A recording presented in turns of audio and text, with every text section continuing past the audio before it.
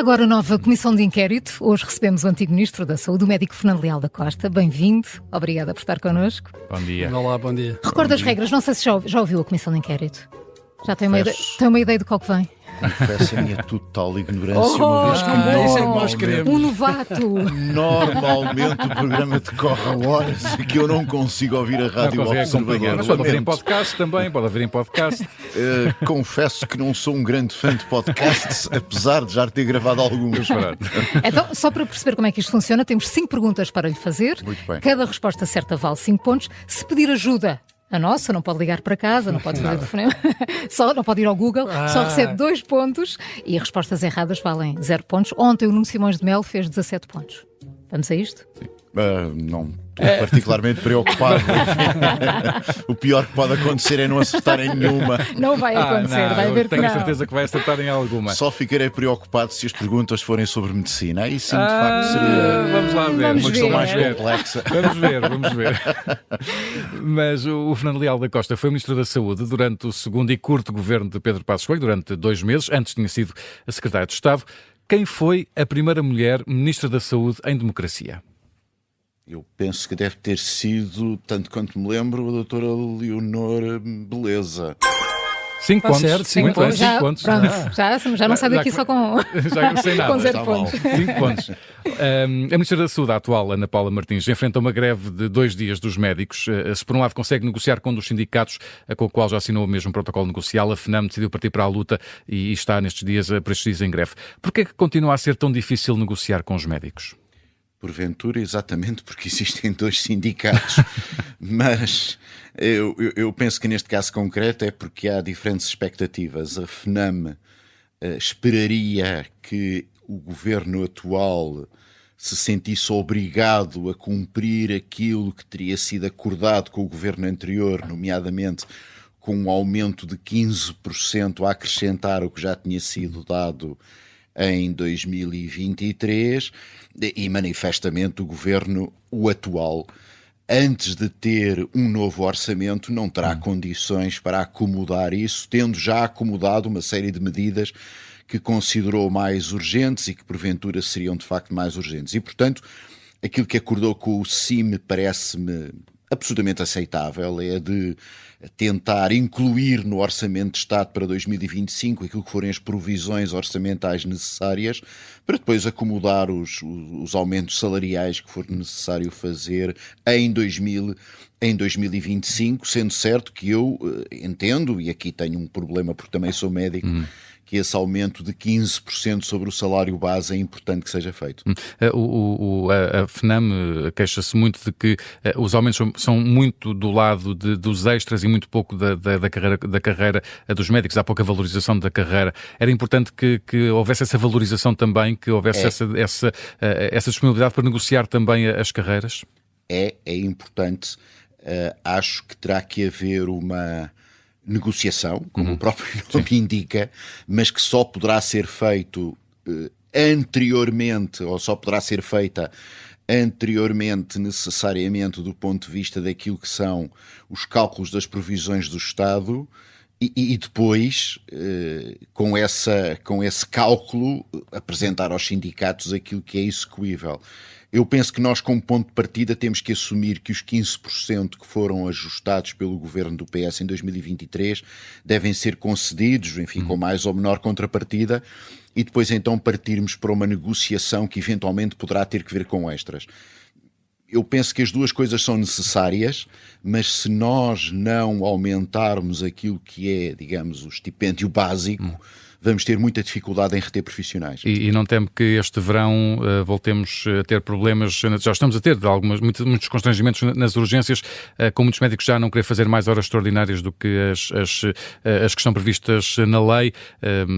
Não te receia que esses constrangimentos possam vir a aumentar ainda mais conforme o tempo vai passando e não há qualquer acordo e não tem havido qualquer acordo nesse sentido? Pois, esses constrangimentos existiriam sempre.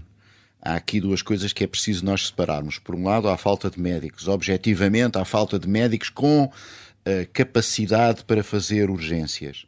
E há falta de médicos com vontade para fazer mais horas extraordinárias. E, portanto, Nós não podemos resolver o primeiro problema de um dia para o outro, porque não vai ser possível encontrar mais médicos, temos esse problema no meu hospital, em todo o lado. A questão da vontade de fazer mais urgências também, de alguma forma, terá que ser resolvida, sendo certo que o problema de base, do meu ponto de vista, é um erro, enfim, um erro que a lei estabelece, que é de equiparar os médicos e os profissionais de saúde aos funcionários públicos em geral e determinar o tal aumento de 150 horas máximo de horas extraordinárias, que aliás foi definido pelo Estado numa perspectiva de proteger o próprio Estado, o que é paradoxal. O Estado cria esse limite aqui há uns anos para se impedir a si próprio de pagar mais do que aquilo que deveria. E agora, no caso dos profissionais de saúde, é precisamente o contrário. O Estado até precisa de pagar mais, mas não tem quem esteja disposto a trabalhar mais horas. Vai ter que o resolver de alguma forma. Como lhe digo, para 2024 é normal que ainda, enfim, os portugueses venham a sentir algumas dificuldades no acesso aos serviços de urgência, porque, por um lado, não conseguimos ainda resolver o problema dos médicos de família em quantidade suficiente e, como lhe disse, há um problema de capacidade de encontrar médicos dispostos a fazer urgências ou que os possam fazer e um problema de vontade. Vamos avançar. 5 pontos à Camora. 5 pontos. Gosto do ar. Está mal todo. Gosta de desporto? Moderadamente. Pratica alguma modalidade? Diga que sim, diga que sim. Mais... Tem vontade de... Há intenção. Eu não deveria dizer isto porque sou um grande apologista do exercício físico, mas ultimamente estou mais reduzido aos desportos inertes. É um desportista não praticante. Sou mais espectador que executor, enfim. Então, lamento. Vai assistir aos Jogos Olímpicos? Vamos falar sobre isso. Vai assistir aos Jogos Olímpicos? Tem alguma Não me curiosidade? parece que tenha grande capacidade de tempo e vontade para assistir aos Jogos Olímpicos. Há uma outra modalidade que eu acho graça. Como por exemplo?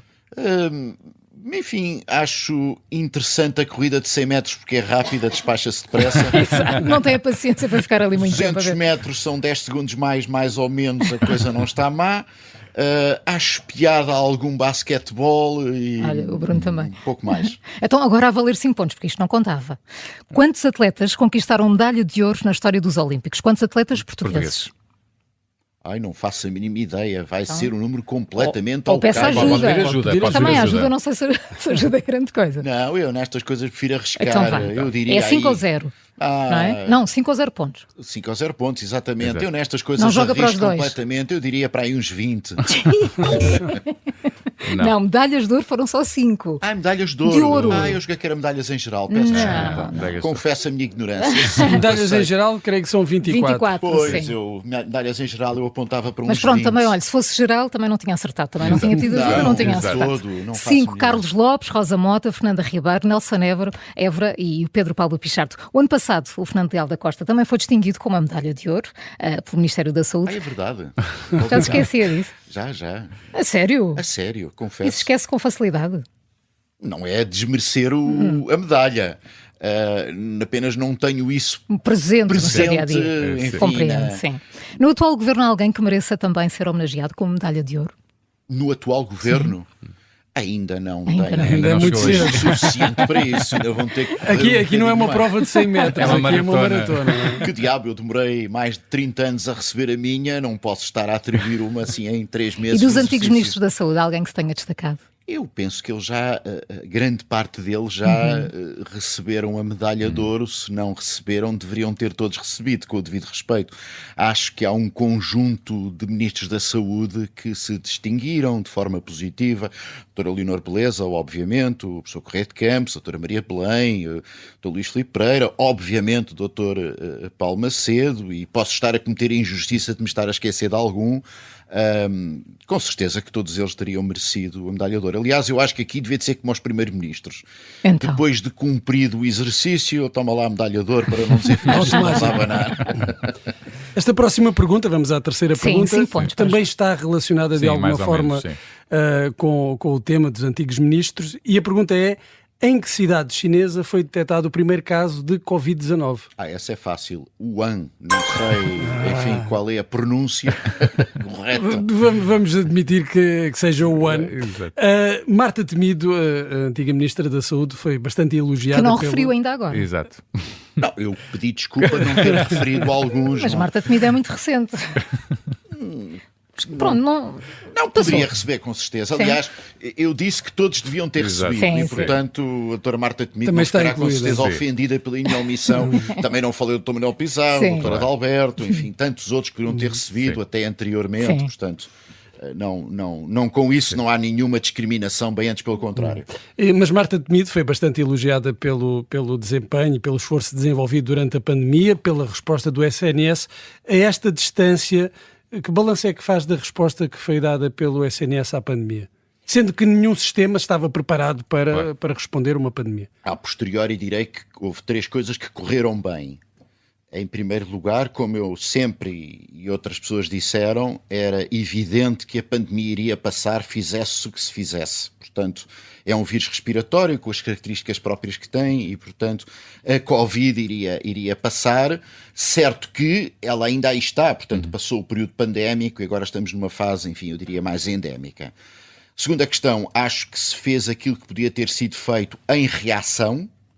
Acho que não se fez aquilo que deveria ter sido feito em prevenção, ou seja, durante demasiado tempo, e eu na altura disse-o, de um modo geral, e não só em Portugal, a Organização Mundial de Saúde tem alguma responsabilidade sobre essa matéria também, o risco de pandemia foi demasiado ignorado. Estava nas estrelas que aquilo ia ter que correr mal. E a verdade dos factos é que a maior parte das pessoas entenderam que aquilo havia de ser mais ou menos uma gripe e que ficaria confinado. É óbvio que quando os primeiros casos começam a ser detectados, o vírus já se tinha dispersado. Hoje em dia era inevitável que isso tivesse acontecido. Há aviões diretos para a China todos os dias que transportam centenas, milhares de pessoas e, portanto, era inevitável que a pandemia tivesse, digamos, a expressão que teve. E desse ponto de vista todos falhámos um pouco. E, portanto, eu diria que se fizer um balanço geral, eu acho que o balanço é mais positivo que negativo, sendo certo que não foi nem melhor nem pior do que aquilo que aconteceu na maioria dos países, à exceção de um ou outro onde as coisas não correram particularmente bem, nomeadamente nos Estados Unidos da América, onde de facto houve muitos atrasos, enfim. Mas o país é federal, tem os seus condicionalismos próprios. E hoje acha que Portugal e o mundo estaria mais bem preparado para enfrentar uma pandemia? Lamentavelmente, o mundo está mais conhecedor, mas não está mais bem preparado. Aliás, isso tem sido simultaneamente, enfim, referido, quer por organizações nacionais, por organizações internacionais. Acho que, infelizmente, alguns bons hábitos se estão a perder, nomeadamente, enfim, o normal uso de máscara para alguém que está com uma infecção respiratória, como acontece nos países do Oriente. Acho que as pessoas, já vejo muita gente outra vez a tossir para cima das mãos, já vejo muita gente a não lavar as mãos quando devia, e acima de tudo as autoridades, do meu ponto de vista, não criaram os mecanismos de resposta rápida que seriam eventualmente necessários na eventualidade de surgir outra pandemia, que devo dizer, sem querer assustar ninguém, é uma inevitabilidade biológica, mais dia menos dia teremos outra, nem que seja de gripe, e portanto parece-me que os Estados aprenderam e têm, digamos, o acervo literário ou científico suficiente para poder imaginar como é que deveriam responder, mas não se estão a preparar como deveriam estar preparados. Ora, portanto, então, estamos nos 10 pontos, não é? Então, vamos... Não é mau. Não é mau. Vamos seguir, que ainda faltam 2 perguntas. Em que ano nasceu a primeira unidade local de saúde? Também não faço a mínima ideia. Mas vou pedir ajuda também. É melhor pedir ajuda. Sim, sim. Então eu vou-lhe dar aqui 3 hipóteses. 1999, 2004 ou 2007? Mas não me ajudou muito. Eu diria que a primeira unidade local de saúde terá sido a de Matosinhos, se não estou em erro. Está certo, essa parte está certa. Está certo. Já devia ser 2 pontos e meio. Não. Agora, eu diria que... Primeira unidade local de saúde, 2004 talvez. Estou hesitante entre 99 e 2004. Não faço ideia. Olha, 99 e pronto. Muito bem, 2 Metade. pontos. Bom, muito bem. As ULS, enfim, é um tema que está muito no topo também na área da saúde, porque as ULS nos hospitais universitários estão a ser avaliadas pelo atual governo, de resto numa comissão presidida por Adalberto Campos Fernandes. Outras entidades estão também a avaliar este modelo. Não é prematuro fazer esta avaliação quando começou a ser implementado a nível nacional há muito pouco tempo? É muito prematuro. Ou se quisermos, podemos dizer o contrário, que é tardio. Ou seja, a opção do governo anterior, que me parece não ter sido a mais correta, foi a de ter implementado de forma generalizada para todo o país o LS. Do ponto de vista teórico, até pode estar certo. Do ponto de vista prático, teria sido, do meu ponto de vista, mais avisado ter olhado para aquilo que sabia sobre as ULS existentes, lançar uma ou duas experiências novas com os conhecimentos já adquiridos e fazer algumas correções e depois, se tudo corresse bem, ter um modelo padrão que pudesse ser generalizado para o país todo. Já devia ter sido uma implementação faseada Esse e não... estudo, pronto, esse estudo prévio não terá sido feito. Do meu ponto de vista, foi um erro. Ok, houve pressa, fez-se o que se fez. Tendo sido feito o que foi feito, eu penso que neste momento nós podemos, no campo da teoria, voltar a fazer alguns estudos que não foram feitos anteriormente. Mas para avaliar modelos, acho que vamos precisar pelo menos de 1 ano e meio de exercício, digamos, de trabalho para perceber se valeu ou não valeu a pena. Sendo certo que, se entretanto chegarmos à conclusão que é o caos absoluto, teremos que introduzir alguns modelos corretivos. O que me parece que não é possível neste momento, e aí o governo fez bem, era ter revertido pura e simplesmente a legislação que tinha entrado em vigor em 1 de janeiro de 2024, tendo o governo tomado posse em março deste ano. E, portanto, acho que o melhor é seguir em frente. Fazer a avaliação. Bom, faz-se o acompanhamento, mas qualquer comissão só estará em condições de poder apresentar resultados, do meu ponto de vista, se tiver um recuo mínimo, que terá que ser pelo menos de 1 ano e meio, para poder afirmar, olha, a experiência foi boa, a experiência foi má. Ou seja, só daqui a ano e meio é que, eventualmente, conseguiremos ter algum resultado, alguma conclusão do funcionamento destas unidades. Antes disso é prematuro, não haverá tempo de exercício suficiente para podermos perceber, em função de indicadores de resultado de saúde e não apenas indicadores financeiros, será difícil antes disso. Como não foi feito o estudo anterior, que era o que devia ter sido feito, olha, paciência, agora temos que viver com o que temos e tentar minimizar os danos e os riscos onde eles existirem. Vamos avançar então para a última 12 pontos. pergunta, 12 pontos, ainda pode chegar aos 17, e a última pergunta é: qual foi o primeiro país do mundo a descriminalizar a eutanásia e o suicídio assistido? Pergunta complicada. Eu já soube essa.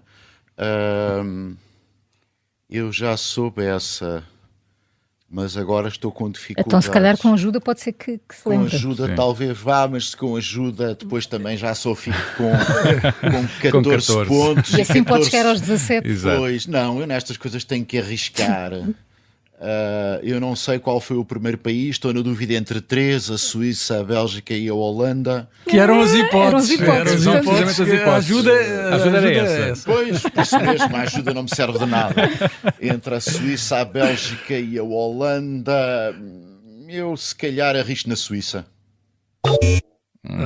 Era a Holanda. Era a Holanda. Pois, Foi eu em estava na abril de dúvida. 2002. Eu estava na dúvida entre a Holanda e a Suíça, mas pronto, aceito honrosamente pergunta. Portugal deve avançar nesta legislatura para a descriminalização da morte medicamente assistida? É uma pergunta complexa. Eu acho que Portugal deve avançar na descriminalização da morte medicamente assistida depois de estarem reunidas duas condições. Em primeiro lugar, haver um consenso claro sobre aquilo que estamos a falar, e neste momento há enormes divergências sobre o entendimento que cada força política tem sobre isto, e nomeadamente que a população tem sobre isto, e note-se, eu não sou favorável ao referendo. E em segundo lugar, é fundamental que a lei que está a ser discutida, ou os decretos que estão, as leis que estão, não são decretos-lei, são leis que estão a ser discutidas, sejam revistas. E, portanto, a minha resposta não é um sim, é um sim, mas existe trabalho. Existe Ainda muito não trabalho. ainda não houve um debate suficiente na sociedade portuguesa sobre este Eu tema? tenho uma posição contrária à eutanásia, tenho uma posição de dúvida relativamente ao suicídio medicamente assistido, que são duas coisas diferentes. Acho que merece ser regulado e, portanto, merece que haja eventualmente uma discussão séria sobre esse tema, não efetiva, não afetiva, não emocional. Tem imensas dificuldades o tema, não vale a pena contornar essas dificuldades, não é empurrar o assunto para debaixo da cama que ele deixa de existir, sendo certo que as legislações, nomeadamente a holandesa, a belga, em particular, são legislações que a mim me causam fortíssimo repúdio, nomeadamente sabendo que já foram eutanasiadas, enfim, o termo será muito forte, quer na Bélgica, quer na Holanda, crianças e doentes mentais. E, portanto, tenho naturalmente um grande repúdio por esse tipo de legislação, o que não quer dizer que não se possa olhar para a legislação ou para a possibilidade de poder legislar sobre essa matéria sem complexos de natureza ideológica ou, se quisermos, religiosa, que existem, mas essa discussão ainda não foi feita. Tem que ser feita e tem sido muito emocional. Vamos a contas. 2 respostas certas, uma com ajuda e 2 erradas. 12 pontos. Não é mau. Não é mau, não é o bom, primeiro. é Carlos Pereira e Francisco Paupério também tiveram 12 pontos. Não é mau. Acho que arrisquei muito, mas eu sou assim por Não, mas é natureza. isso, é é isso. ótimo, Nós queremos esse é o espírito. isso. Fernando Leal da Costa, foi um gosto tê-lo connosco. Muito obrigada por ter Obrigado. vindo à Comissão de Muito Inquérito, obrigado. que regressa amanhã com Carlos Zorrinho.